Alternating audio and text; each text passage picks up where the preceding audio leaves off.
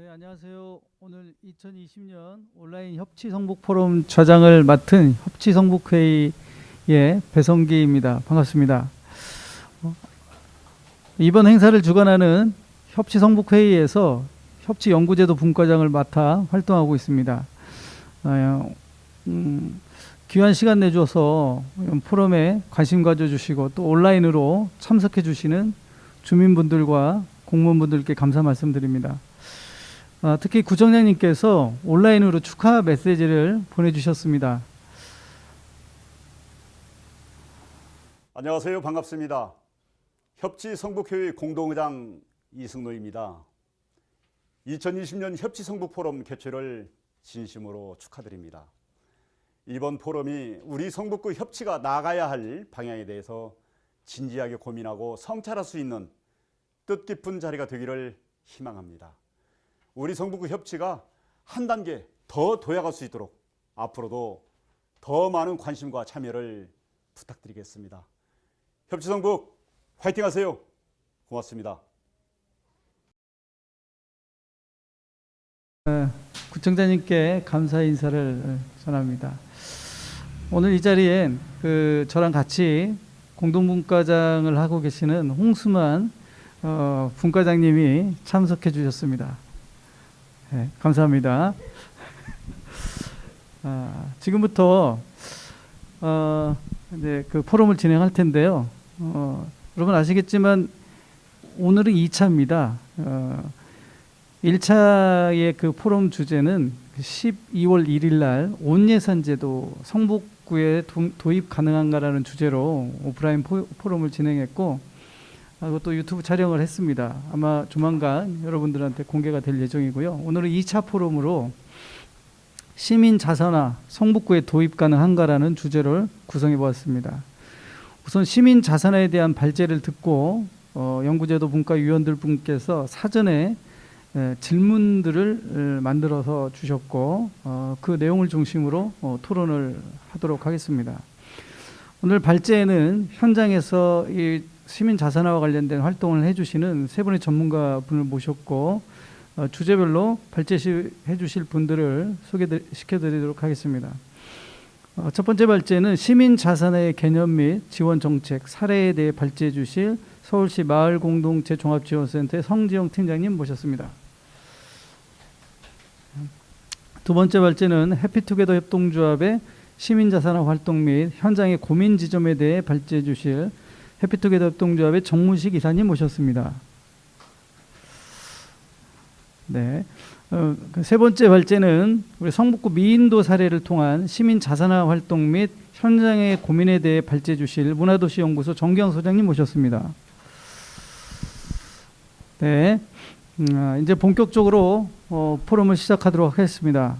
첫 번째 발제부터 부탁을 드릴 텐데 서울시 마을공동체지원센터의 성지영 팀장님께서 시민 자산의 개념 주제로 발제를 부탁드리도록 하겠습니다. 네, 감사합니다.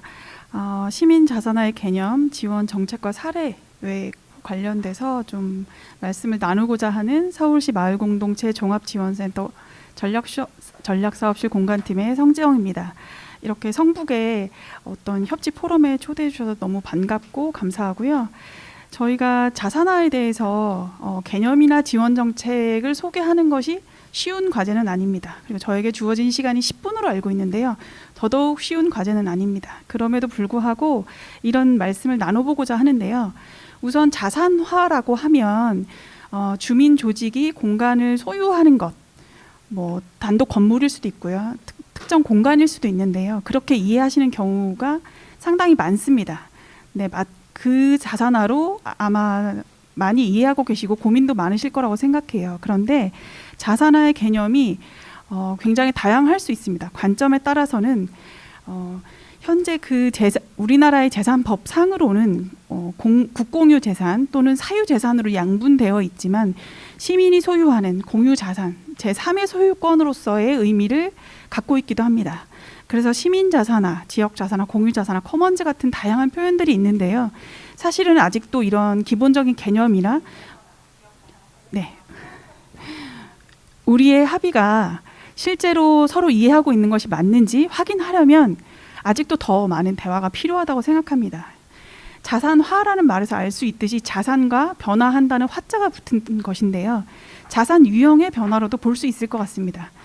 보통 저희 센터는 올해로 2년차 그 자산화 지원 사업을 운영하고 있는데요.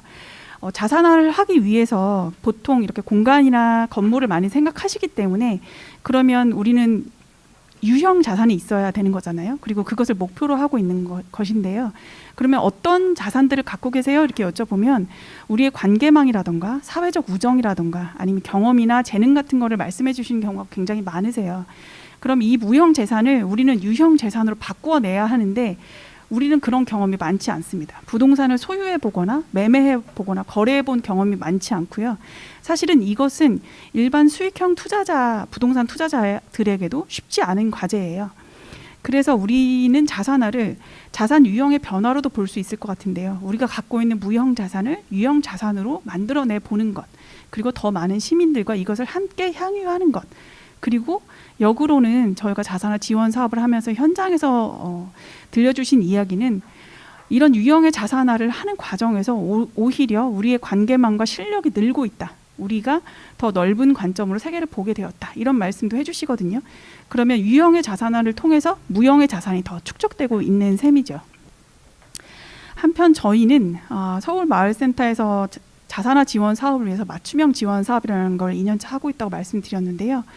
그러면 공모사업 방식이었기 때문에 어떤 대상을 어떻게 도와드릴 것인가에 대한 고민이 사실은 상당히 깊었습니다. 그리고 이렇게 자산화에 대한 이해도 현장과 간담회를 하기도 하고 인터뷰를 하기도 했는데 너무 다 다른 이해를 하고 계시더라고요. 그래서 저희는 자산의 소유 주체가 어느 쪽에 더 중심이 되어 있느냐에 따라서 소유형 자산화와 관리형 자산화로 나눴습니다. 현재 그 소유형 자산화는 민간이 오롯한 오너십을 갖는 저희가 소유권을 얘기할 때 사용, 수익, 처분을 이야기하는데요. 보통 공공이 소유한 공간에서 공간을 운영하시게 되는 경우에는 사실은 처분의 권한이 주민에게 없는 것이죠. 하지만 공공이 지원하고 있기 때문에 보다 안정적인 운영이나 임대료의 급상승 같은 것은 고민을 덜 하게 되겠지라고 기대를 하시기도 합니다. 한편 관리형 자산으로 저희가 말씀을 드리는 건 서울 지역의 특수성도 있다고 봅니다. 왜냐하면 서울에서 부동산을 소유한다는 건 정말 굉장히 어려운 일이고요. 저희가 현실적인 어떤 단기적인 대안으로는 일단은 공공이 소유한 재산을 운영하고 거기서 좀 힘을 키운다. 혹은 약간 일단 급한 비를 피한다. 그리고 이런 자산화에 대한 노력을 몇 년간 좀 더 해나가면서 우리의 실력과 자산을 쌓는다. 그래서 언젠가는 중장기적으로는 이렇게 민간 소유형의 자산화를 준비해 본다. 이게 더 현실적인 대안일 수도 있습니다. 또한 공공이 지원하고 있는 많은 공간들이 있어요. 도시재생에서는 앵커 시설일 수도 있고 저희 마을 공동체에서는 마을 활력소 같은 공간들이 있는데요. 일단 저희가 지향하는 것은 언젠가 이런 공공의 재산을 시민이 매입할 수 있기를, 그리고 그런 서로의 준비와 혁신의 시도들이 더 이어지기를 기대하는 것입니다. 그럼 자산화는 어떻게 하는 것일까요? 앞에서 너무 많은 자산화의 관점들이 있기 때문에 그 모든 답들을 드리기는 어렵고요. 함께 고민할 문제라고 생각하는데요. 우선 저희는 공모사업으로 민간 소유형 자산화를 하고자 했기 때문에, 도와드리고자 했기 때문에 그것을 중심으로 좀 말씀드려보면요. 왜 어려울까는 앞서 말씀드린 것과 같고 자산화 프로세스라는 것을 좀 제안드려 보았습니다. 그리고 고려 요소로 자산화를 위한 조직, 이 조직은 자산화를 추진해 나가는 그 과정의 주체이기도 하고요. 자산을 매입하고 운영하고 언젠가는 처분도 할 수 있는 그런 법적 주체로서의 조직을 말하는 것입니다. 그 다음에는 자원을 이야기하고 있는데요. 유무형의 자원뿐만 아니라 내부 자본, 외부로부터 조달해야 되는 자원들, 정책기금일 수도 있고 민간 금융시장을 두드려 볼 수도 있겠어요. 그런 부분입니다. 그리고 공간인데요. 부동산이나 공간. 저희가 사실은 부동산 자산 가치가 우리가 매입하고자 할 때 일단 돈이 있던 없던 간에 그 공간이 실제로 그런 자산 가치가 있는지, 우리가 정말 어렵게 매입했는데 그런 자산 가치가 발휘될 수 있는 공간인지, 혹은 매입하고 나서 어느 정도 리모델링 하면 공간 비즈니스 우리가 생각했던 걸 할 수 있을 거라 기대했는데 의외로 하자보수비나 법적인 권리 문제가 굉장히 복잡하게 얽혀 있을 수도 있습니다. 그래서 이 세 가지 고려 요소를 네 가지의 단계에서 각각 고려하도록 제안하고 있습니다. 첫 번째는 모색이고 그다음에 계획, 실행, 그리고 성공 단계인데요. 여기서 중요한 것은 저희가 이 자산화를 어떤 완성의 개념으로 보고 있지 않아요. 이것은 과정적인 개념으로 보고 있는데요. 일례로 자산화 하셨다고 이제 사례로 소개되고 있는 주체들께서도 아직 민간 금융, 그러니까 은행 빚을 갚고 있다. 그런데 이걸 자산화라고 부를 수 있나? 그냥 은행에 이자 수익을 우리가 늘려주고 있는데 아직 자산화가 되지 않았다고 본다. 이렇게 말씀하시는 경우도 있거든요. 그리고 자산을 매입했다고 해서 자산화가 끝나지 않습니다. 오히려 매입 이후에 엄청난 금융 비용을 맞게 되실 수도 있어요. 보통 이 모색 단계는 공간 운영 주체들이 자산화에 대한 여러 가지 동기로 자산화를 시작하시게 되는, 고민하시게 되는 단계인데요. 보통은 이런 기대가 있으세요. 우리가 갖고 있는 각 주체들, 서울에서 단일 주체가 자산화하기는 대단히 어렵기 때문에 여러 주체가 고민하시게 되는데요.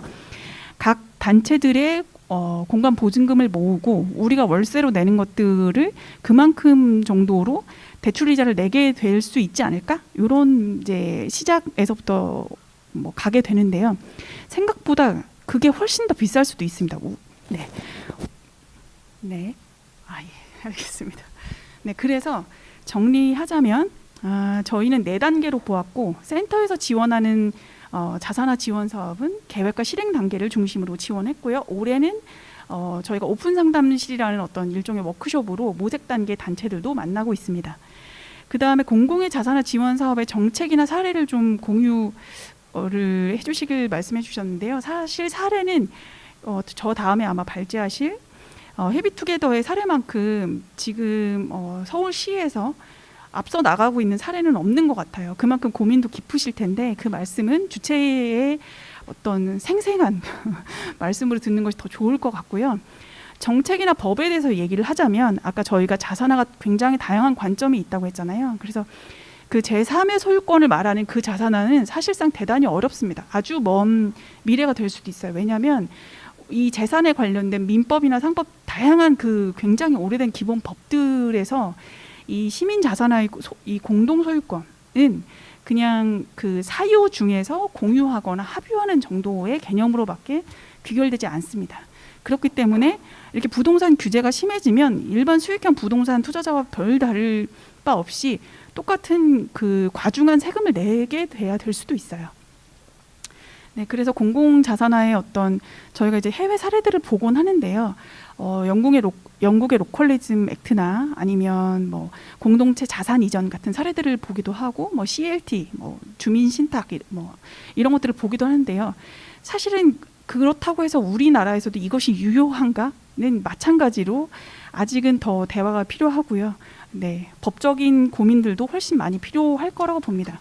그러면 그 소유권 자체는 아니더라도 이 시민 자산화를 위한 재원, 정책 기금으로서의 지원은 어떤 것들이 있는가 이제 막 조금씩 시작되고 있는 느낌이에요. 행정안전부에서는 전국의 지역 자산화를 위해서 재작년에 시범사업, 작년에 시범사업, 올해부터 본사업이 시작되고 있고 역시 헤비투게더가 선정되셨기 때문에 생생한 이야기 그리고 개선에 대한 이야기를 말씀 청하면 좋을 것 같아요.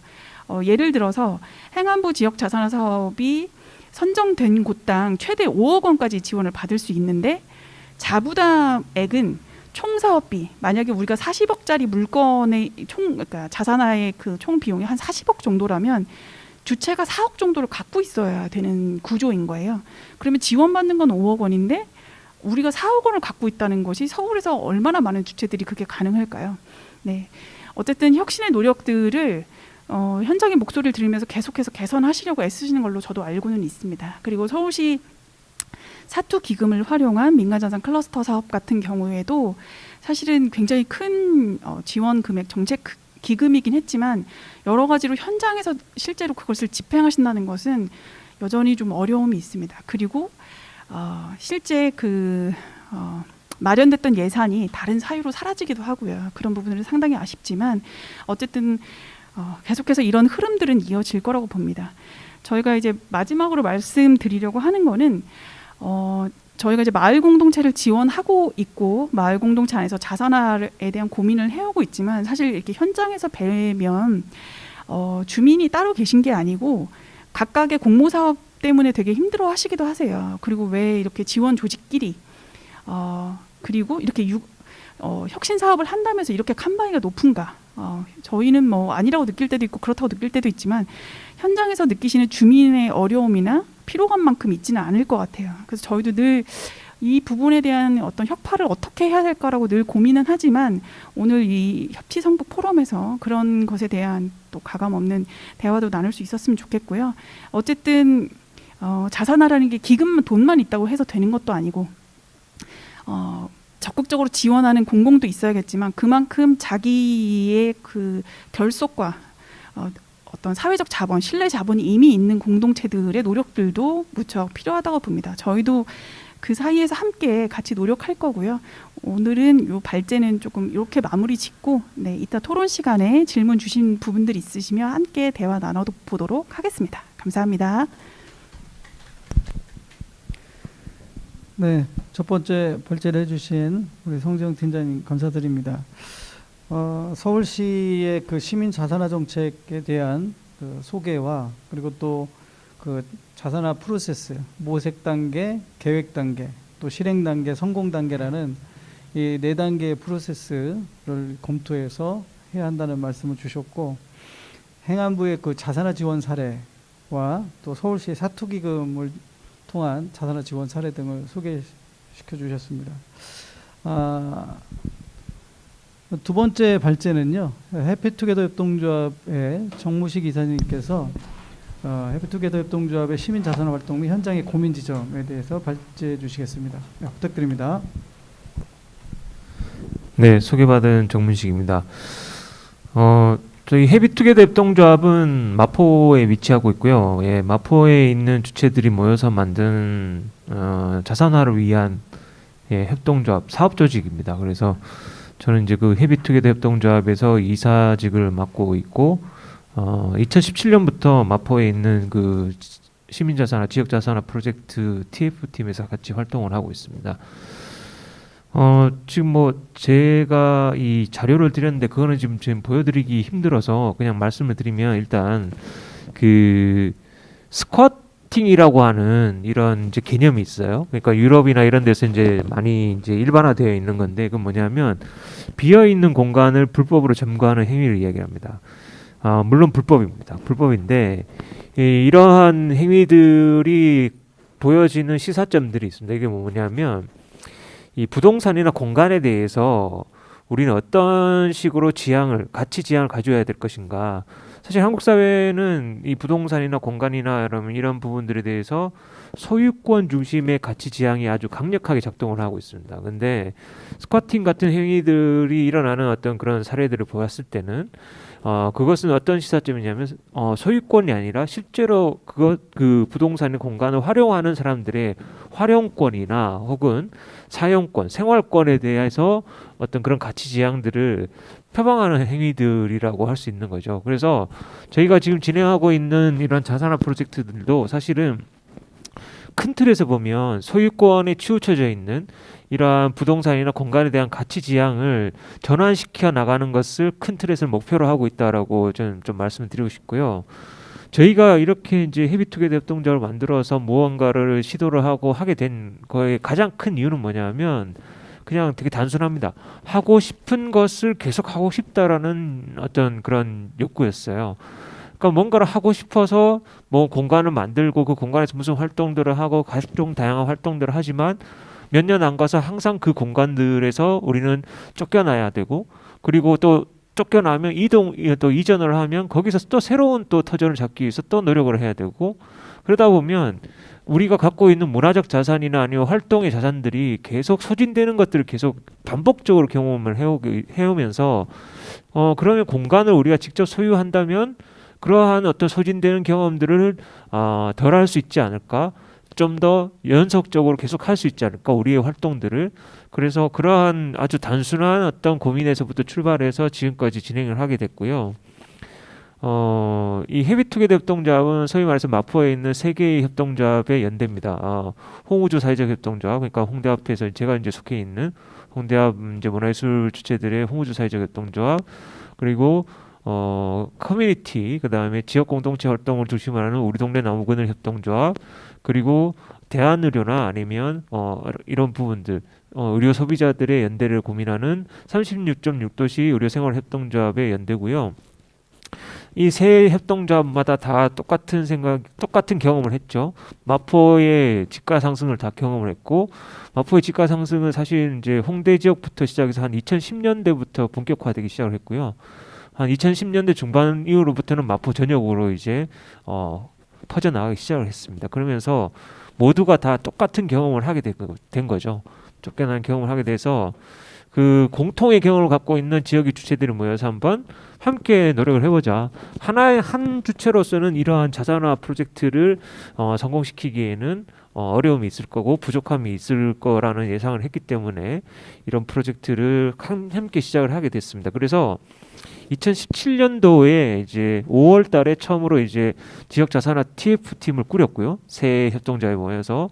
그리고 옆에 지금 성지영 팀장님 계시지만 서울시 마을 공동체 종합지원센터에서 진행하는 사례 연수, 해외 사례 연수 프로그램에 지원을 해서 저희가 시민 자산화를 주제로 한 연수에 지원을 해서 선정이 됐습니다. 그래서 9월 달에 이제 런던으로 연수를 다녀오게 됐습니다. 이 연수가 사실은 좀 저희에게는 되게 좀 큰 계기가 됐었는데요.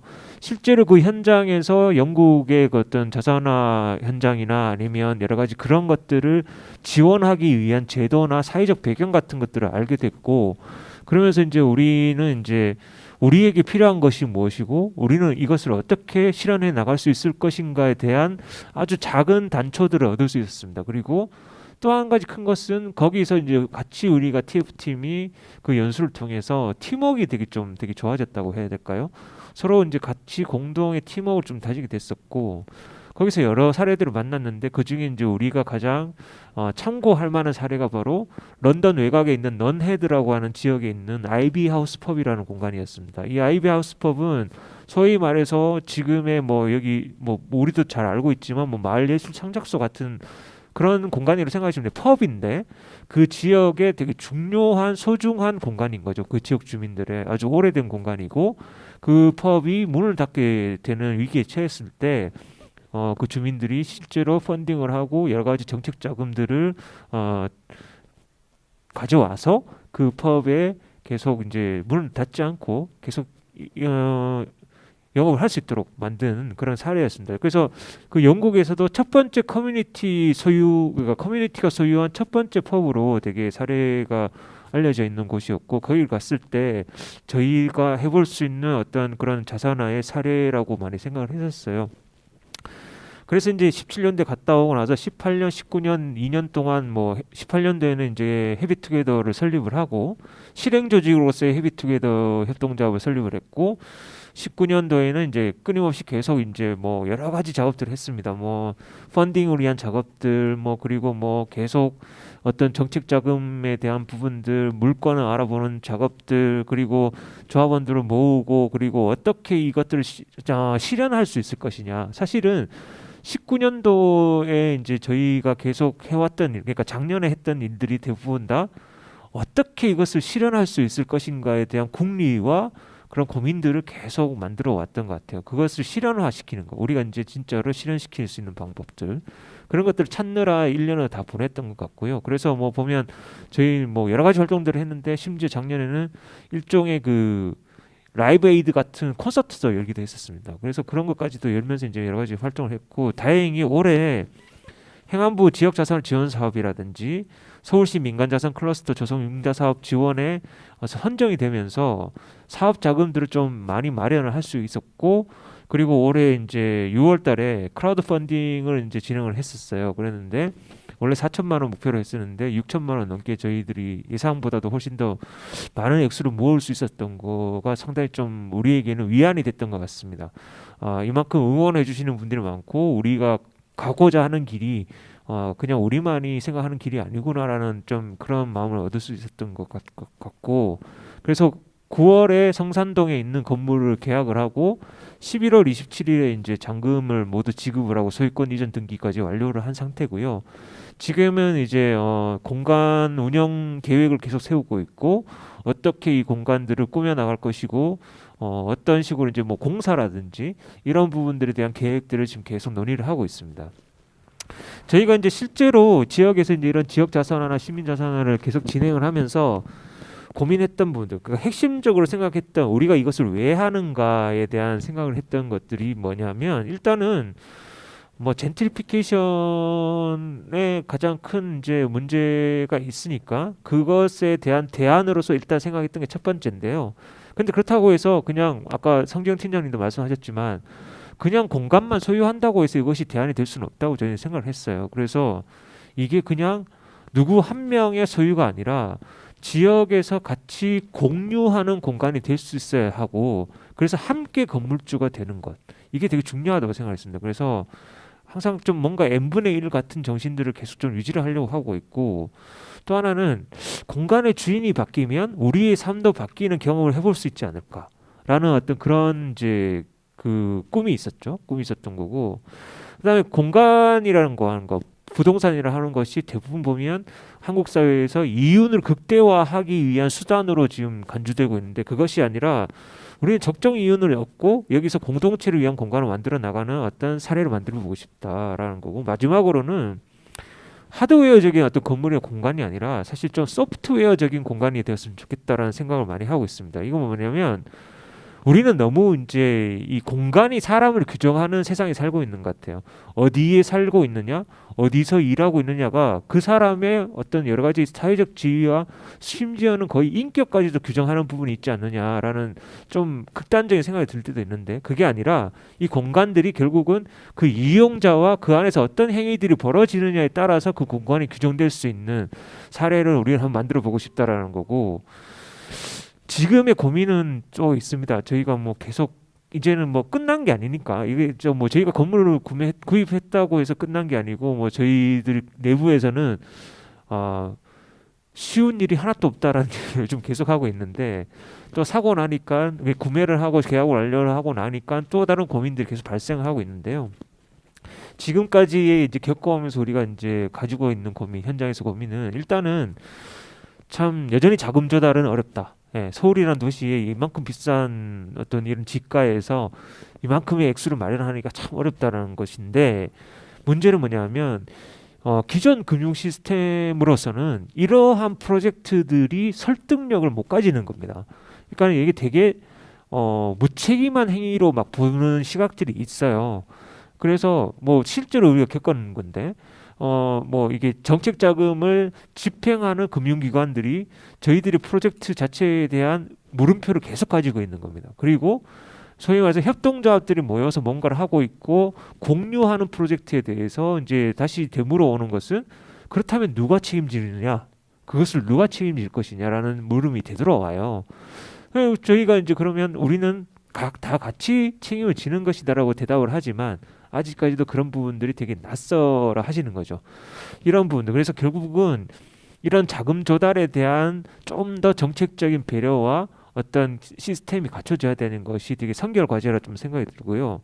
그 다음에 일반적으로 우리는 이제 시민들을 대상으로 주민들을 대상으로 이런 프로젝트를 이제 설명을 하고 우리가 이제 참여를 독려를 해야 되는 입장에 있는데 여전히 공유 개념에 대해서 낯설어 하시는 분들이 대다수입니다. 그래서 n분의 1 이런 식으로 소유를 한다는 것이 되게 낯설기 때문에 되돌아오는 질문이 그러면 그 건물을 구입했을 때 그러면 거기에 대한 지분이 얼만큼 있느냐 우리는 지분을 행사할 수 있느냐 이런 어떤 질문을 실제로 받기도 하거든요.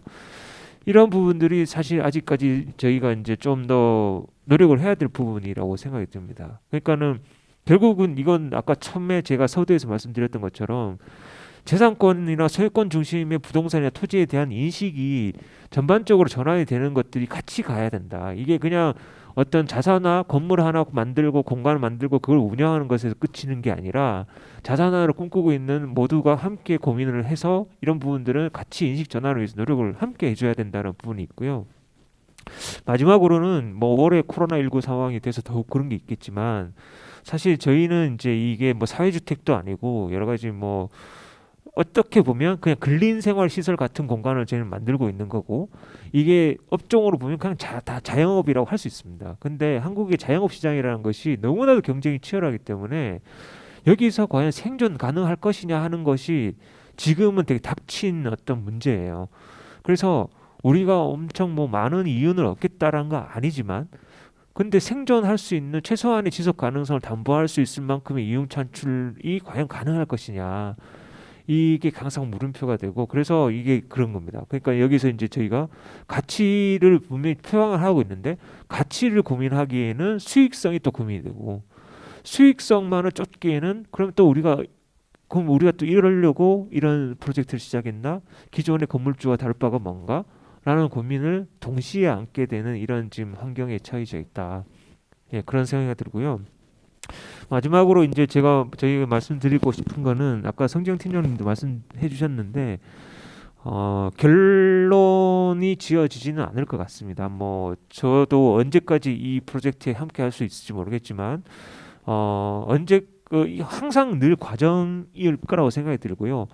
이러한 사례들이 저는 좀 더 많이 나왔으면 좋겠다라는 바람을 갖고 있습니다. 갖고 있고, 이런 사례들이 나왔을 때 무슨 어떤 되게 화려하게, 그리고 그 사례들이 엄청 큰 성과를 만들어낼 수는 없을 수 있지만, 하나의 작은 사례들이 조금씩 하나의 이 사회가 갖고 있는 여러 가지의 부동산이나 공간에 대한 기존의 가치관들을 조금이라도 균열을 낼 수 있는 시도들이 된다면, 언젠가는 상당히 많은 부분들이 우리에게 도움이 될 수 있는 방향으로 바뀔 수 있지 않을까라는 바람을 갖고 있고, 앞으로 뭐 헤비투게더는 계속 이제 성산동에 있는 이 건물을 어떻게든 좀 더 주민들과 함께, 우리 마포구에 있는 시민들과 함께 할 수 있는 공간을 만들 것인지에 대해서 계속 고민하고 노력해 나가겠습니다. 예, 나머지는 토론 시간 때 다시 말씀드리겠습니다. 네, 감사합니다. 하고 싶은 것을 계속 하고 싶어서 공간 자산화를 추진했다는 말씀을 해주셨고요. 지역의 활동가들의 문화적 자산, 또 활동 자산을 보존하고 발전시키기 위해서 세 개의 주체가 모여가지고 3년간 다양한 어떤 고난과 역경을 견디면서 올해 11월 달에 그 잔금까지가 처리된 소유권 이전의 성과를 만들어내 주신 사례를 공유해 주셨고요. 이 과정에서 체감된 여러 어려운 상황들, 그리고 또 다른 지자체에서 시민자산을 할 때 좀 중요하게 생각해야 되는 관점들을 좀 공유해 주셨습니다. 감사합니다. 세 번째 발제는요, 문화도시연구소 정견 소장님께서 우리 성북구의 미인도 사례를 통한 시민자산화 활동의 현장의 고민에 대한 주제를 발제해 주시겠습니다. 네, 반갑습니다. 방금 소개받은 문화도시연구소의 정기왕입니다.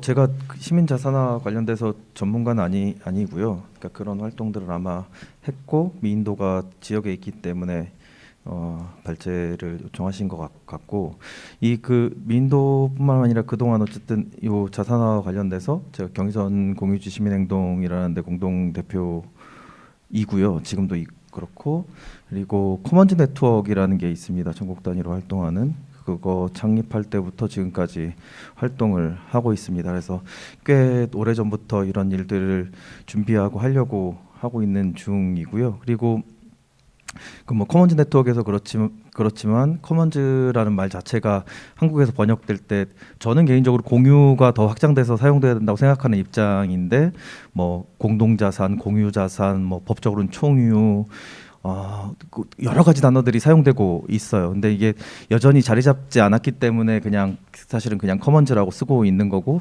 당연히 한국말로 온전히 좀 사용할 수 있게끔 가고 있는 과정이라고 생각을 합니다. 그리고 그런 걸 기반으로 어쨌든 설명을 드릴 거고, 앞서 말씀하신 것처럼 지금 현재 부동산 시장과 부동산 문제에 딱 직면해서 이렇게 하고 있는 헤비투게더와 그다음에 공공에서 준비하고 있는 얘기들과는 조금 어쨌든 차이가 좀 있을 것 같습니다. 그러니까 처음에 시작한 지점부터 지금 미인도는 2014년에 기획해서 만들었는데 그때는 사실은 뭐 시민자산화나 커먼즈 관련된 얘기가 거의 없을 때고 그런 단어들도 잘 사용하지도 않고 모를 때입니다. 그래서 어쨌든 얘기가 조금 다를 수 있고, 그다음에 기본적으로 보통 국공유지라고 하는 국가가 소유하고 있는 땅에 대한 얘기여서요. 아마 그 공공에 대한 비판이 어쩔 수 없이 있고 미인도가 성북이기 때문에 성북에 대한 비판이 들어갈 수 있습니다. 성북 토론에서 이런 얘기를 해도 되는지 모르겠으나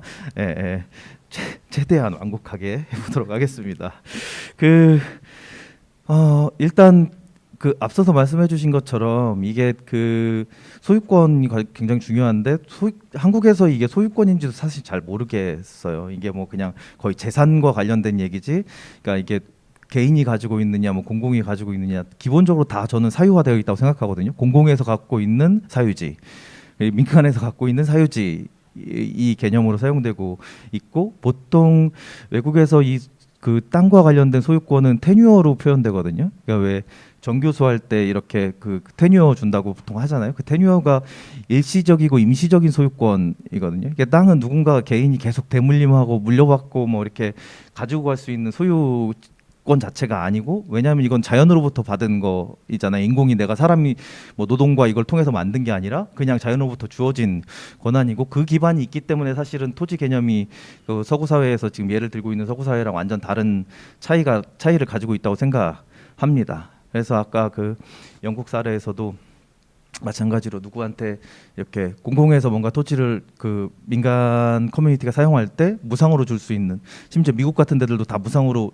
우선권을 주게 되어져 있거든요. 그러니까 그런 식으로 사용되는 거 하고, 지금 한국은 전혀 그렇지 않죠. 이게 국가 소유의 지자체든 중앙정부가 소유하고 있는 토지를 관리하는 법이 국유재산법이랑 공유재산법이라는 게 있는데, 국유재산법, 국공유재산법 자체가 1955년에 만들어졌는데 55년 이후에 지금까지 다 일변도로 뭐냐면 매각하고 임차하고 하는 거의 일이었습니다. 굉장히 많이 매각했고, 매각 정보도 사실은 정확하게 정보를 전달해 주지고 있지 않습니다. 그런데 어쨌든 그 국공유재산법 자체의 변화가 없이 여태까지 오는 거에 문제가 있고, 그런 거에 대한 어쨌든 기본적으로 문제 제기로 시작을 했습니다. 그래서 어쨌든 지금도 변화해야 될 게 워낙 많고, 대표적인 것 중에 하나가 그런 지하철 역사들입니다. 민간에서 개발하는 뭐 서울역, 영등포역, 뭐 청량리역 이런 데들인데, 국유지이고, 국유지를 대기업이 개발해서 30년을 사용할 수 있게 해주고, 작년에 법이 또 올해 4월인가 법 개정돼서 또 20년을 또 쓰게 해줬습니다. 그래서 영등포역, 뭐 서울역 같은 데는 롯데가 계속 사용하고 있지만 50년을 사용하게 되는 겁니다. 이게 거의 국가가 소유하고 있는 땅을 사유하고 있는 거나 마찬가지이고, 하지만 민간의 개인들은 사실 그렇게 국가의 땅을 사용할 수 있는 권한이 있는지 생각해 보시면 거의 없죠. 이게 대표적인 것 중에 하나가 성북도 그렇지만 도서관이 대부분 산꼭대기에 있거든요. 땅이 없어서. 국공유지가 없어서 산 위에다 짓는데, 사람들이 접근하기 쉬운 역 같은 데들은 대기업한테 넘겨서 개발하는 그거에 있는 거죠. 그러니까 그런 일종의 그런 이루어지는 일들 자체가 이미 국공유지가, 국가도 중앙정부도 기본적으로 이거를 시민들의 사용하는 걸 우선으로 두고 있지 않다는 거를 저는 방증하는 근거라고 생각합니다. 그리고 미인도 사례로 들어가서 얘기하기 시작하면, 미인도는 2014년에 그 기획을 해서 2015년에 조성된 공간입니다. 그래서 잘 아시겠지만 미아리고개라는 데가 워낙 유명하지만, 미아리고개가 지금은 고개가 아니고 사실은 고가도로입니다. 그래서 고가도로로 되어져 있고, 그 고가도로가 발제 자료에서 보시는 것처럼 이렇게 쓰레기 더미로 항상 쌓여 있는 공간이고, 환경미화원들이 사용되던 공간이고, 그다음에 보통 왜 퍽치기라고 하죠. 그 오토바이 퍽치기, 굉장히 퍽치기가 성행했던 지역입니다. 그래서 실제로 우범 지역이고, 경찰들이 항상 그런 그 관리하는 지역이었습니다. 그리고 이 근방이 성신여대가 있어서 성신여대 학생들이 굉장히 많이 사는 지역인데, 밤에 사실 그 기획할 단계에도 그냥 건장한 남성들이 가도 사실은 가기 굉장히 어려운 지역이에요. 되게 부담스러운 지역, 그런 지역이었습니다. 그런 지역으로 지금 쓰레기 집화장으로 사용된 지가 20년, 그 당시까지 20년이었으니까. 근데 사실은 이게 그 성북구나 뭐 서울시나 그런 상황들을 몰랐을까? 우범지대로 지정했으면 이미 공공에서 다 알고 있는 건데 그걸 어떻게 해결할지에 대한 방안을 내놓지 않는 거죠. 사실은 그러면은 그때 그 시작된 이유가 그거였습니다. 처음에는 이게 우범지대인데 우범지대가 아니게 어쨌든 시민들이 좀 편안하게 다닐 수 있게 하려면 어떻게 해야 되는지에 대한 고민에서 시작을 했습니다. 그래서 그럼 일단 1번을 일단 밝게 만들어야 되는 거 아닌가. 그래야 어쨌든 간에 사람들이 좀 편하게 다닐 수 있지 않을까라는 생각으로 시작을 한 공간이고요. 그 앞서도 말씀하신 것처럼 저희가 공간이 필요하거나 부동산 문제라기보다는 그 어쨌든 간에 그 내가 살고 있는 지역에서 그 지역들을 개선하기 위해서 뭘 해야 되는지에 대한 고민에서 시작을 했습니다. 2014년에 이게 어떤 특정한 사업을 받아서 한 것도 아니고 지역에 있는 뭐 공유성원타케이라는 커뮤니티가 있었고 그 커뮤니티에서 논의를 했습니다. 어떻게 해볼까? 우리가 할 수 있는 일이 뭘까를 거의 1년 가까이 논의를 했고 그래서 어쨌든 우리가 그 일정 부분 비용을 모아서 우리끼리 뭔가를 해보자라고 시작을 했습니다. 근데 그 시기에 우연히 아르코라는 데에서 이런 지역재생 프로젝트가 나왔는데 저희가 원하는 사업을 할 수 있는 구조였어요. 그러니까 그 사업을 타겟으로 해서 뭔가 준비한 게 아니라 우리끼리 준비하고 있었는데 우연히 그게 맞아서 그 사업을 지원했고 그래서 어쨌든 그때 그 전국에서 5개를 뽑았는데 5개 중에 1개가 됐습니다. 그래서 그 사업비를 가지고 공간을 조성하기 시작한 공간입니다. 그래서 2015년에 공간을 조성했는데 이게 그 발제문에 18페이지에 있는 그림처럼 고가도로를 중심으로 양쪽이 다 동선동입니다. 한 동입니다. 근데 그 가보신 분들은 아시겠지만 이게 실제적으로는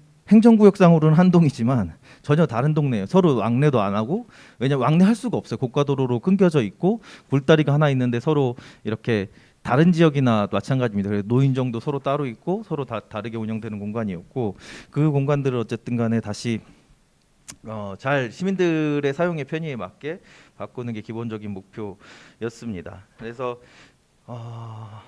그렇고 그 다음 페이지로 가면 그래서 어쨌든 이 공공미술 사업이라는 거를 기반으로 해서 그 공간을 조성을 하게 됐는데 그 조성할 때도 사실은 잘 아시겠지만 이게 공공미술 프로젝트라서 사업비가 그렇게 많지도 않았고 그 사업비로 그 공간을 만드는 과정이 있었습니다. 근데 이게 공공에서 만약에 우리가 어쨌든 성북구와 그다음에 뭐 지역에서 활동하시는 분들과 사실 그런 일종의 거버넌스가 없었으면 되게 어려웠을 거예요. 그러니까 왜냐하면 그때 들어갔을 때 그 고가와 관련된 공공기관이 6개인가 있었습니다.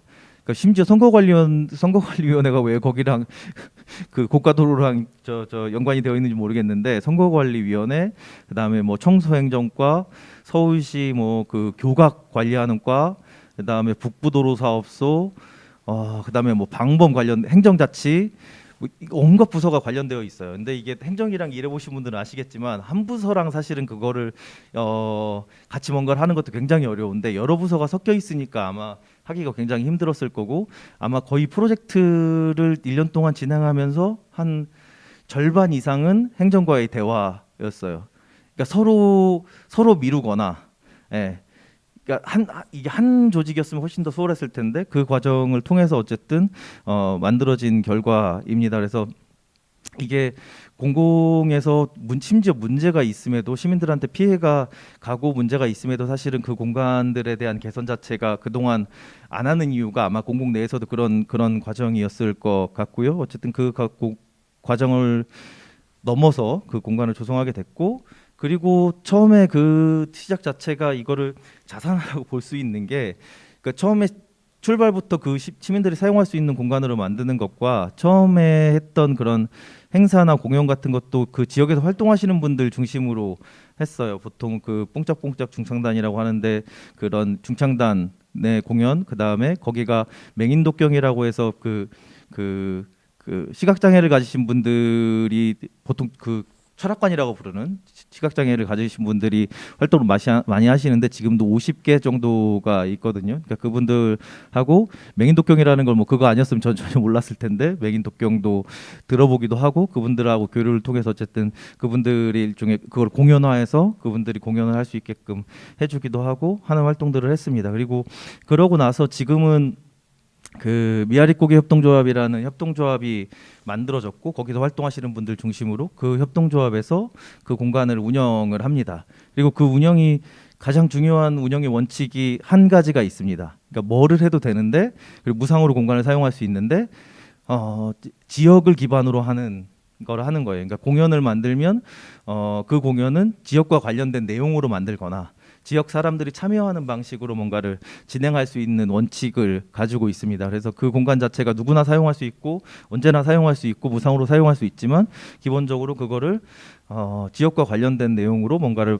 그 사용해야 되는 원칙들을 가지고 하고 있습니다. 그래서 이게 지역에 저는 개인적으로 시민자산화의 가장 큰 그 중요한 원칙 중에 하나가 뭐냐면 공간 주권이라고 생각하거든요. 시민들이 가지고 있는 공간 주권들을 다시 이렇게 회복시켜 주는 거가 가장 중요한 원칙인 것 같고 특히나 국공유지 관련돼서는 그렇습니다. 그래서 그런 것들을 만드는 일들을 해오고 있는 공간이라고 보시면 될 것 같고 근데 이게 그 지금도 아까 6개의 그 공공기관들 관련된 기관들 때문에 되게 힘들다고 했는데 최근에 그 문화부에서 그 공공미술 사업을 전국 지자체에 내보냈어요. 근데 그 중에 성북구는 어디를 대상으로 하냐면 미인도를 대상으로 합니다. 도시재생과에서 하는데 이거를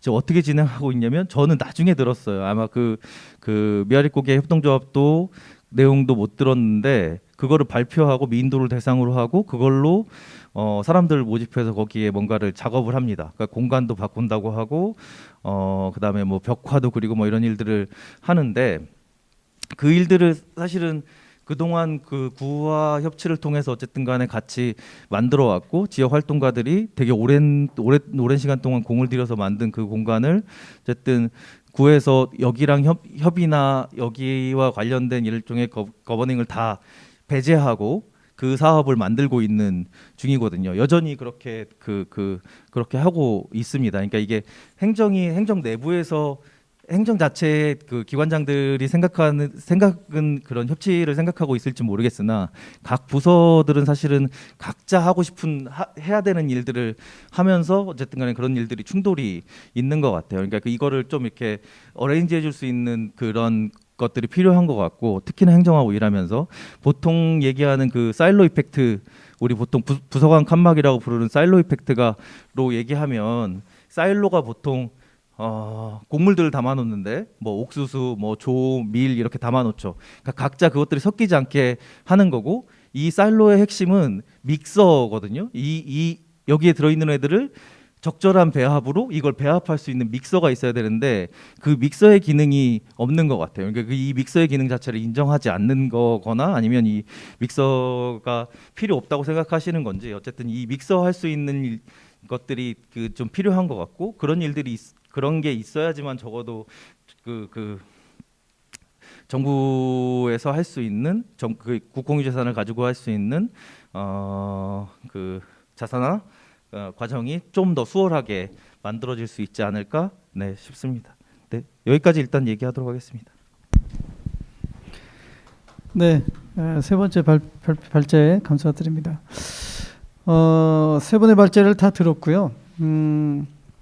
우리 서울시 마을공동체지원센터의 팀장님의 발제와 또 우리 우리 마포의 사례 그리고 또 우리 성북구의 사례까지를 들었습니다.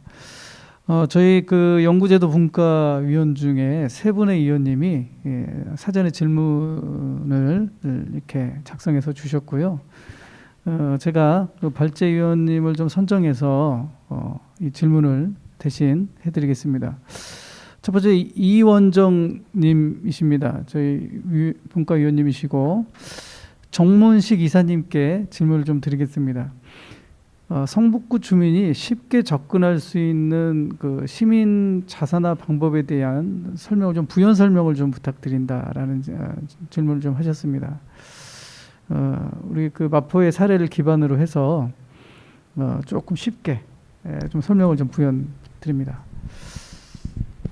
뭐 특별히 성북구 주민분이라고 해서 뭐 쉽게 접근할 수 있는 게 아니라 일반적으로 그냥 되게 쉽게 사례를 들면 교회나 성당 사례를 저는 많이 들거든요. 그러니까는 그 교회든 성당이든 이런 이제 종교 시설을 이제 그 신도들이 이제 모금을 해서 그 공간을 만들잖아요. 그러면 공동의 필요를 위한 공간을 n분의 1로 해서 만드는 거를 저는 예로 듭니다. 그러니까는 필요한 것을, 그러니까 아까 성지영 팀장님도 말씀하셨지만 자산이라는 것은 꼭 공간만을 의미하는 건 아니고 여러 가지가 다 자산이 될 수 있는데, 어쨌든 공동의 필요에 의한 것을 함께 만들어내는 것이 이제 자산화라고 본다면, 일단은 첫 번째는 그 공동의 필요가 무엇인가를 확인하는 게 되게 중요하겠죠.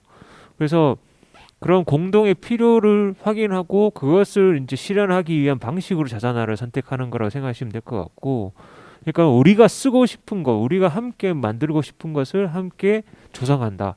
이렇게 생각하면 되게 쉽지 않을까 싶어요. 꼭 건물을 짓고 사고 구입하는 것만이 아니라, 예, 그렇게 생각합니다. 네. 네, 네, 감사합니다. 저희 그 분과에 남춘호 분과위원님이 계신데, 예, 성지영 팀장님께 좀 질문을 드리겠습니다. 시민 자산화가 활성화된 경우에 그 성북구의 미래상은 어떤 모습으로 좀 변화가 될 수 있는가에 대한 질문을 하셨습니다. 네, 여기 혹시 남춘호님이 계신가요? 이 오디오 계시지는 않아요. 네, 이게 오디오가 들어오고 있는 거죠. 네.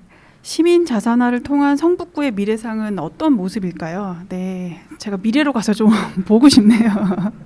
아마 모두 행복하고 공유 활동으로 바쁘시지 않을까 이런 생각은 드는데요. 아까 잠깐 주셨던 그 질문과 연결을 해서 말씀드리면, 우리가 시민 자산을 어떻게 쉽게 접근할 수 있을까? 쉽게는 어려워요. 쉽게 할 수 있지는 않은데 쉽게 접근해 보려면 저희도 이제 현장과 대화하던 중에 알게 된 사실인데, 누군가 시민 자산화 하신다고 시도하고 계시면 함께 해보시는 거예요. 예를 들어서 헤비투게더가 크라우드 펀딩을 하신다. 그러면 소액이라도 거기에 펀딩을 해보시는 겁니다. 그러면 나의 자산이 들어갔잖아요. 그러면 관심이 생기고 이 헤비투게더가 가게 될 자산화에 엄청난 관심이 생기실 거예요. 사람 마음이 그렇더라고요. 그래서 경험이 없는데 급하게 시민 자산화를 위해서 무언가를 준비하기보다는 우선 먼저 가고 있는 곳들과 그 어떤 구성원이 되거나 함께하면서 그 경험들을 해보시면, 우리가 생각하지 못한 리스크도 있고 또 즐거움도 있고 예상하지 못한 지점에서 터져서 이렇게 뭔가 탁 이렇게 그 다음을 넘어가기도 하고, 이런 경험들을 하실 수 있을 텐데 어떤 정해진 문이 있지 않거든요. 그래서 시민 자산화가 활성화됐을 때 성북구의 미래상은 어떤 모습일까요? 저도 무척 기대가 되고 여러 가지로 좀 많은 생각이 드는데요.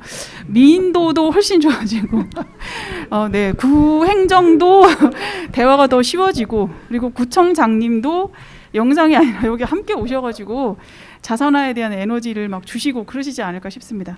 제가 말씀드릴 수 있는 거는, 네, 시민 자산화를 통해서 사실은 아까 중요한 말씀이시기도 한데요.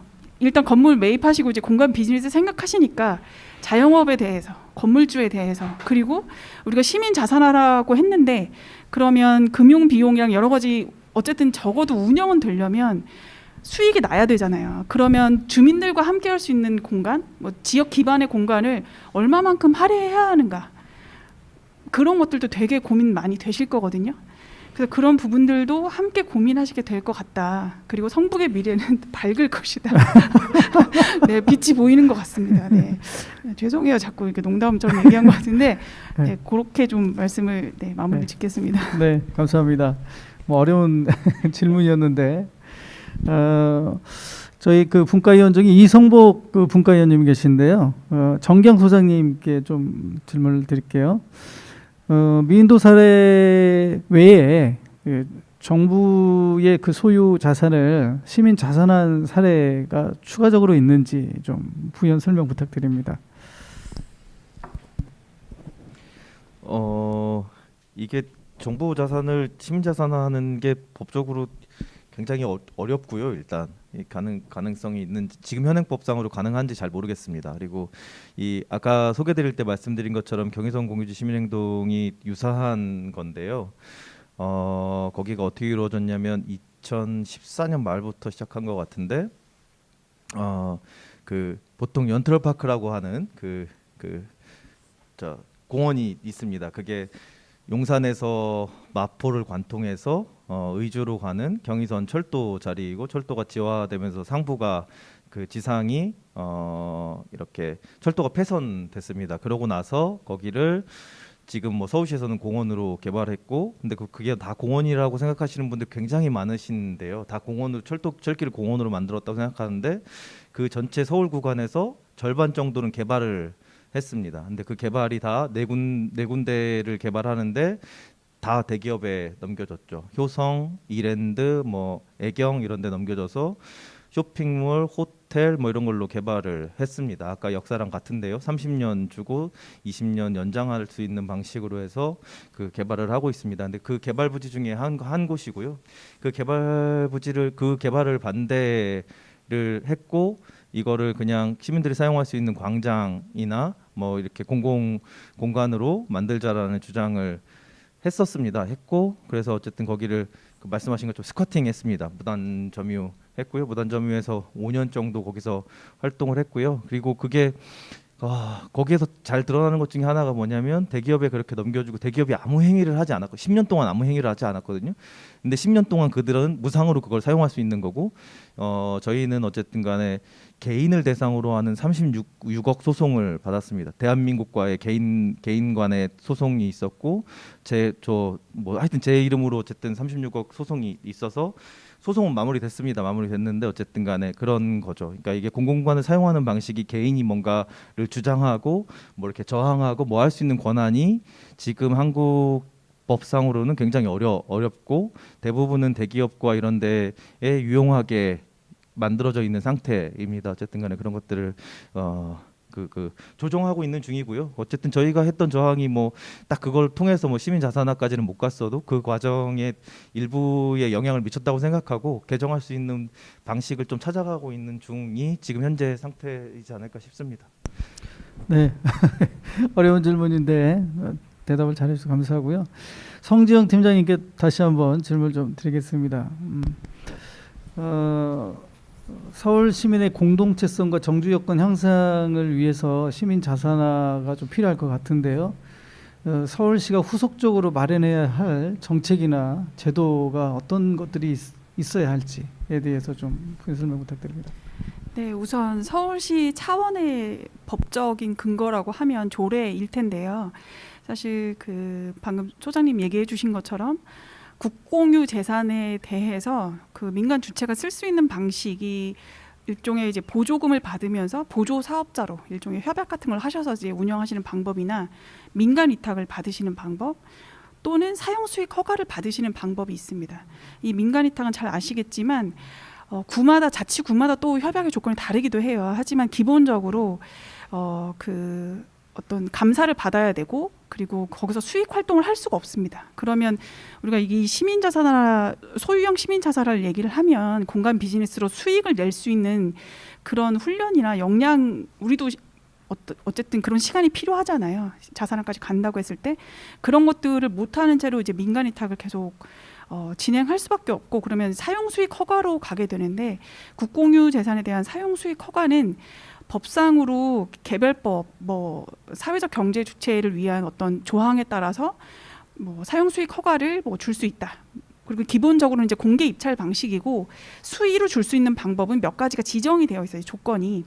그리고 그 조건과 동시에 그 대부료를 연세로 내게 됩니다. 그런데 그게 상당히 큰 금액이에요. 그 행정 재산이 형성되기까지의 어떤 그런 가치나 이런 것들을 판단해서 요율을 매기게 되는데 우리가 공공재산을 임대하면 그 요율이 굉장히 우호적이지 않을까라고 생각하지만 실제로 그렇지 않은 경우도 굉장히 많습니다. 그래서 이렇게 수의로 사용수익 허가를 받거나 사용료 감면을 최대 1000분의 10까지 가능한 걸로 알고 있는데요. 이것이 공통적으로 되는 조건이 되게 어려워요. 행안부 장관이 고시한 어떤 기준을 맞추면서 사회적 협동조합이나 사회적 기업, 예비 사회적 기업 정도만 가능하거든요. 그러면 저희는 공동체 활동이 사실은 더 어떤 메인 가치인데 그것을 위해서 법인의 성격을 규정짓고 만들어야 되느냐, 이건 좀 다른 문제거든요. 그리고 구성원의 어떤 그런 논의를 하기도 쉽지 않고요. 그래서 서울시 조례에 관련해서 저희 마을 공동체의 조례도 그런 사용 허가에 관련된 부분을 좀 담으려고 애는 쓰고 있습니다만 그 개정이 쉽지가 않고요. 그리고 이 소유에 대한 방식 자체가 워낙 오래된 기본법 상에 다 들어있고 이것을 법적으로 보장해주기가 대단히 어렵기 때문에, 예를 들어서 질문을 드리면 우리가 시민 자산화의 어떤 선도적인 사례로 알고 있는 곳들도 실제 명의는 개인 소유인 경우도 있습니다. 그러면 그것은 시민 자산화가 아니냐, 이건 좀 다른 얘기거든요. 몇 년 내에 사회적 협동조합으로 그 명의 이전을 하겠다, 이런 계획을 세우고 계시기도 하니까요. 그리고 뭐 지분으로 소유하고 공동 소유하고 계신 것도 있어요. 근데 그 지분 소유한 만큼 권리를 보장할 수 있다는 뜻인데요. 이런 법적인 그 소유 구조를 다 들여다보면 단순히 이것은 시민 자산화가 맞다 아니다를 말하기는 아직 어렵습니다. 우리 사회에 그런 합의가 아직 이루어지지 않았고 사례도 많지 않기 때문에 더 대화가 필요한 지점이에요. 그래서 그런 지점이기 때문에 사실은 조례나 법상에 그런 것을 반영하기도 아직은 좀 시작 단계에 불과하다. 다만 우리가 시민 자산을 할 때 아까 말씀드린 것처럼 세금 감면이랄지, 뭐 서울시에서 그 설립 5년 미만의 법인이 부동산 소유하려고 할 때는 중과세를 물으실 수밖에 없거든요. 그 법인 형태에 따라 조금 감면이 되기도 하는데, 뭐 그런 부분이나 아니면 재원 조달을 할 때 단순히 법인이 뭐 예비 사회적 기업이다, 뭐 그런 인증을 받았다, 사회적 기업이다, 맞다 아니다를 떠나서 사회적 가치나 활동을 제대로 평가할 수 있는 그런 지표들이 있으면 조금 더 합리적인 정책 기금의 운용과 그리고 실제로 그것이 시민 자산화로 연결되는 지점이 되지 않을까 생각합니다. 네, 감사합니다. 실제로 그런 성과들이 좀 많이 있었으면 좋겠습니다. 저희 이 영상을 보고 계신 그 시청자분 중에서 아주 많은 분들이 지금 보고 계신 것 같은데, 두 분의 그 시청자분의 의견을 좀 발췌해서 질문을 좀 드리고자 합니다. 먼저 김경수 님이 그 질문을 주셨는데, 질문에 제 생각을 조금 덧붙여서 좀 여쭤보겠습니다. 정규왕 소장님한테 여쭤볼게요. 우리 성북구도 이제 그 따뜻한 정감이 흐르는 공동체를 만들기 위해서 이제 시민 자산화에 대한 필요성을 이제 충분히 이제 공감할 수 있었는데요. 이와 관련해서 이 성북구청의 이제 후속적인 노력, 어떤 게 있어야 되는가, 또는 또 민관이 같이 해야 되는 노력, 어떤 것들이 있어야 하는가에 대해서 조금 부연 설명을 좀 부탁드립니다. 그 민도가 처음 만들어질 때도 그랬지만 이게 그 성북구와 뭐 성북문화재단 그리고 뭐 그런 일종의 기초의 중간 지원주택과 그 행정기관들이 일종의 협력이 잘 돼서 아마 가능했을 거고요. 아마 구랑 그렇게 만약에 협력이 잘 안 됐으면 사실은 서울시에 막혀서도 못했을 가능성이 굉장히 높습니다. 어쨌든 그 협력 매우 중요한 일이고요. 일인 것 같고, 지금 어쨌든 간에 필요한 일은 저는 개인적으로 그렇게 생각합니다. 시민자산화, 뭐 최근에 한 무슨 도시권, 뭐 커먼즈 운동 다 마찬가지인데요. 이게 그 실패를 경험하고 실패를 축적하는 시기라고 생각해요. 이게 한 번도 안 해봤고 사실은 우리가 경험해보지 않은 일을 일순간에 성공적인 뭔가로 만들어내는 거 굉장히 어려운 일이라고 생각하고요. 그게 지금 특히나 공공과 관련돼서는 공공이 그 시민들이 스스로 할 수 있는 것들을 실패하더라도 설사, 그러니까 그 실패냐 성공이냐의 평가를 하는 것도 참 어렵지만 어쨌든 간에 그들이 그 행정에서 보기에 실패라 하더라도 그거를 할 수 있게끔 시민들 스스로 할 수 있게끔 지원해 주는 거가 지금은 되게 굉장히 필요한 일이라고 생각합니다. 그래서 아까 마지막에 말씀드린 것처럼 공공미술 사업 같은 걸 하면 적어도 지금 거기에서 활동하고 있는 주체들, 그게 그 행정에서 보기에 옳던 그르던 어떻게 하고 있던 간에 같이 협력해서 나갈 수 있는 방법들을 모색하고 찾아 나가는 거가 우선이라고 생각합니다. 그래서 그게 시간이 걸리더라도 적어도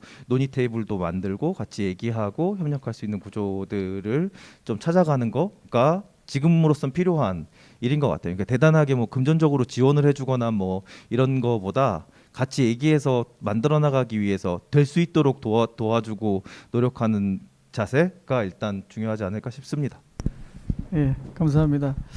뭐 구청의 노력 그리고 또 우리 시민사회의 관심이 합쳐질 때 의미 있는 자산화 성과가 만들어지지 않을까 생각이 듭니다. 우리 시청자분 중에 이장규 분과원님이 질문을 해주셨는데요.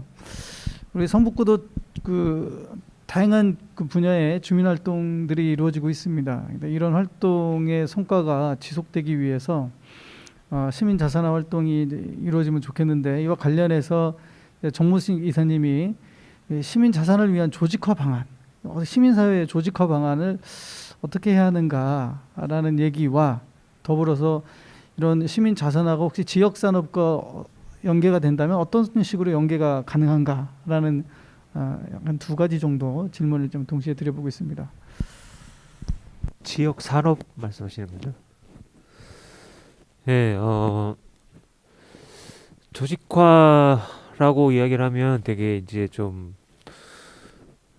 되게 딱딱한 이야기잖아요. 그런데 이제 이게 이제 표현을 달리 할 수가 없어서 이제 조직화는 말을 쓰는 것 같은데, 아까도 제가 말씀드렸지만 그 공동의 필요, 그리고 그다음에 이 지향 같은 것들을 어떻게 만들어내냐가 되게 중요한 부분이라고 생각을 하는데, 소위 말해서 이제 공공성에 대한 고민이 있어야 된다고 봅니다. 그러니까 이제 공공성을 저는 이제 개인적으로는 한국 사회에서 공공성이라는 것이 약간 좀 행정이나 관이 독점하고 있는 가치라는 생각을 좀 많이 하거든요. 공공성이란 가치가 있을 때 그 실제로 표방하고 그것을 위해서 노력하고 있는 행위를 보는 것이 아니라 그것을 실현하는 주체가 누구냐에 따라서 공공성이란 가치가 나뉘어진다고 봐요.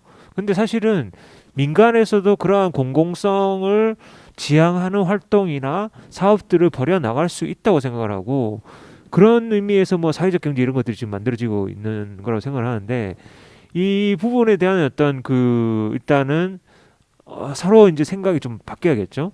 행정만이 공공성을, 혹은 관이라고 하는 소위 말해서 그런 주체만이 공공성을 담보하는 것은 아니다. 그리고 민간에서 스스로 공공성을 담보하고 만들어 나가는 행위를 할 수 있다라는 그게 전제가 되면, 그럼 거기서부터 소위 말해서 조직화는 가능하다고 저는 생각합니다. 그러니까는 이게 그냥 아까도 제가 말씀드렸지만 저희 같은 사례도 저희도 똑같은 건데, 누군가의 어떤 아주 한 명의 이해관계, 그리고 이익을 위해서 이런 것들을 만들어내는 것이 아니라 가능하면 최대한 넓게 모두가 좀 최대한 넓은 범위에서 공유할 수 있는 가치, 이것들을 지향을 하고, 그것이 소위 말해서 그냥 좀 더 뭉뚱그려서 말씀드리는 공공성이 아닌가라는 생각이 들고요.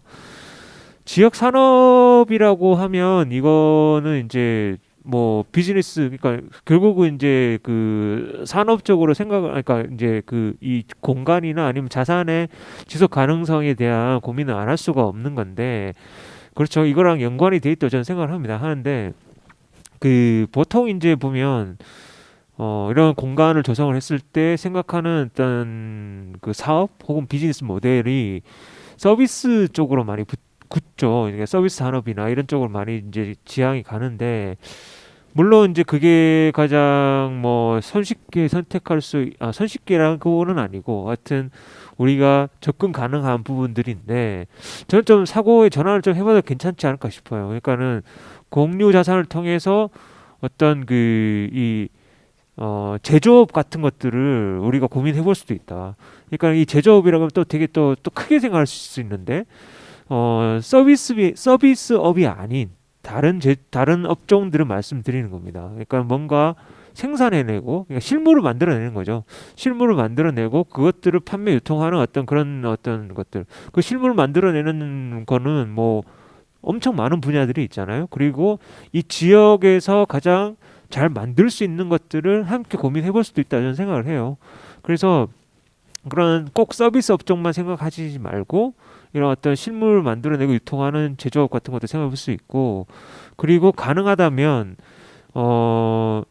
결국은 이 지역 산업이라는 것은 그 지역의 특성하고 관련이 있을 수밖에 없고 그 지역에 살고 계시는 주민분들이 어떤 업종에 특화되었느냐 이런 것들을 면밀히 살펴야 된다고 보거든요. 그래서 결국은 이런 부분들에 대한 조사나 이런 것들은 결국 공공이나 행정이 가장 잘할 수 있는 부분이라 생각하기 때문에 이런 데 대한 공공과 행정의 서포트가 분명히 필요하다, 지원이 필요하다고 생각합니다. 네. 네. 지역 산업까지의 연계성을 고려해서 지역 자산화에 대한 이야기를 해주셨는데요. 뭐 공동체성, 또 커뮤니티 활성화, 또 더 나아가서 지역 산업과의 연계성이 있는 시민 자산화가 앞으로 우리 성북구에서도 좀 많이 활성화가 되고 관심도가 높아졌으면 좋겠습니다. 오늘 약 1시간 넘게 세 분의 발제자와 또 여기 시청하고 계신 시청자분의 질문, 그리고 또 우리 그 연구제도 분과위원 세 분의 질문들까지 토론으로 이야기를 나눠봤습니다. 이제 좀 마무리를 좀 하려고 합니다. 오늘 그 참여해주신 우리 발제자, 그리고 또 몇 분의 우리 스태프분들, 추운 날씨 그리고 또 코로나 상황에서도 우리 민간 협치와 관련된 또 시민 자산화와 관련된 이 주제를 놓고 논의하고 토론하고 준비해 주신 분들께 모두 감사의 말씀을 드리고요. 그리고 또 이 시간에 참여해 주신 우리 시청자분들께도 감사의 말씀을 드립니다. 오늘까지 이제 1차 포럼과 2차 포럼이 끝났고요. 우리 연구제도 분과는 내년에도 시민들의 관심과 또는 협치를 활성화시킬 수 있는 주제로 포럼을 계속하려고 합니다. 지속적인 관심과 응원 부탁드리면서 오늘 포럼을 마치도록 하겠습니다. 감사합니다.